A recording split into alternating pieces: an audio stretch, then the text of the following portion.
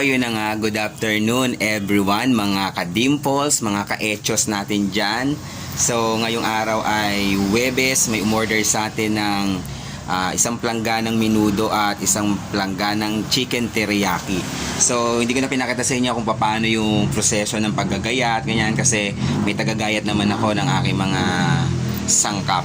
So, ipakita ko na sa inyo, i-flex ko lang yung ating menudo. So, ayan yung ating menudo. So, ayan po yung menudo ng Imus, yung nagmamantika. Hindi masyadong mapula, wala masyadong ketchup. So, ayan. So, ang ano po niyan ay konting ketchup, tapos toyo, ayan. So, ayan po yung ating procedure. Sa iba po kasi maketchup, parang mga apritada na style, ganyan. So, sa amin dito sa Imus, may halo pong toyo para nag-aagaw yung red at black. So, ayan po yung ating menudo. So, ayun guys, so pinapagpawisan ako. So, ito naman yung papakita ko naman sa inyo yung ating chicken teriyaki. So, ito yung aking chicken teriyaki. Ibang version po ito. Kasi yun doon po sa version po ng iba, ang teriyaki po ay iniihaw. Tapos, gagawa ka ng sauce, i-spread mo. So, ito para siyang para siyang adobo pa rin ng style niya. Pero hindi imbis sa toyo, sa oyster sauce pa siya pepakuluin. Ayan. Na may konting toyo lang para mag-agaw po yung alat at tamis.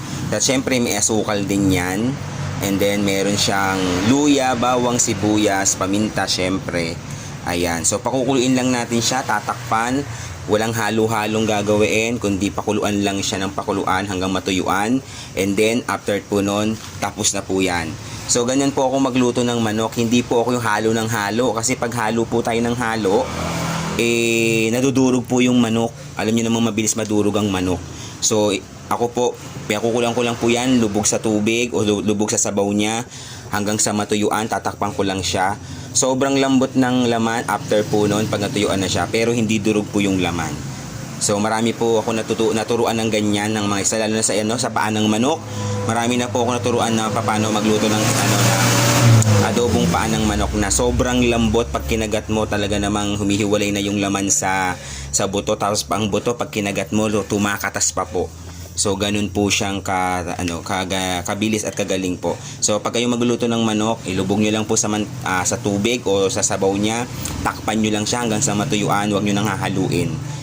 Pantay po ang luto niyan, mapailalim at mapaibabaw. Ganun po. Yan po ating chicken teriyaki.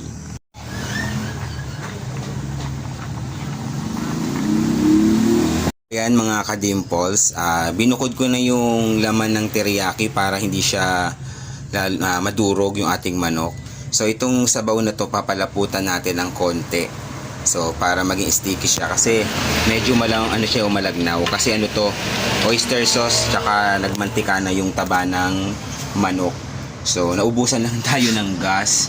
So inintay ko lang yung bumili. So ayan. So mamaya makikita nyo pag pinalapot ko yan, ibabalik ko ulit itong manok dito para kumapit naman yung sauce. After po nun, tapos na. So ayan na guys, napalapot ko na siya. Ayan. So binalik ko na yung laman. Siguro mga isang kulo. Ayan, lagay uli natin sa planggana. So para kumapit lang yung sauce sa laman. So ayan na yung ating teriyaki. Ibang version po ito ng teriyaki Ayan. So masarap po yung manamis-namis. So ayan, ito na yung ating final chicken teriyaki. So ayan, nakita nyo ang ganda-ganda ng ganda-ganda na itsura. Ayan, may sesame seed, merong onion leaves, at syempre merong kaskas na keso. So ayan, tingnan natin mamaya kung ano ang mga reaction ng mga bisita, kung masarap ba o hindi ang ating ibang version ng teriyaki. So ayan mga ka-dimples, mga ka-echos, ito nating dalawang order na ulam, tigi-tigis ang planggana. Ayan, tigpa 5 kilos. So ayan ang menudo natin. Ito naman ating teriyaki, chicken teriyaki. So ayan, anytime pwede na siyang pick upin at mamaya alas 4 tatanungin natin sa nag-order kung ano ba ang feedback ng ating niluto. So ayun, maraming salamat. Bye bye. So ayun na nga guys, no, nakita nyo naman yung ating order ngayon. So mamaya mga bandang alas 3 ihahatid ko na yan doon sa nag-order. Kasi alas 4 kailangan andun yan sa kanila dahil yun natin start ang kainan nila. So ayan, so thank you kay Tres Lisa ng Bayan Luma 8 sa nag-order ng isang plangganang menudo at isang plangganang chicken teriyaki. Dahil tibaw po ng kanyang tatay 40 days. So yun, maraming salamat sa mga hindi pa nagka-subscribe. Subscribe na kayo sa akin. Bubuhayin ko muli ang aking YouTube channel para naman tayo ay makasweldo at makatulong tayo. Syempre sa mga, alam niyo na, nangangailangan dyan, para naman tayo ay pag tayo nakasweldo, magkakaroon tayo ng blessing. Syempre si share natin yan. Hindi tayo kailangan magpayaman. No, kailangan lang natin ay mag-enjoy. Enjoy natin yung buhay kasi mixi lang ang buhay, kailangan natin ma-enjoy. Enjoy life lang. So kailangan natin lang tumulong ng tumulong. So yun, maraming salamat po. God bless po sa inyong lahat. So subscribe na Jayco's channel and God bless you all. Bye-bye. Mwah!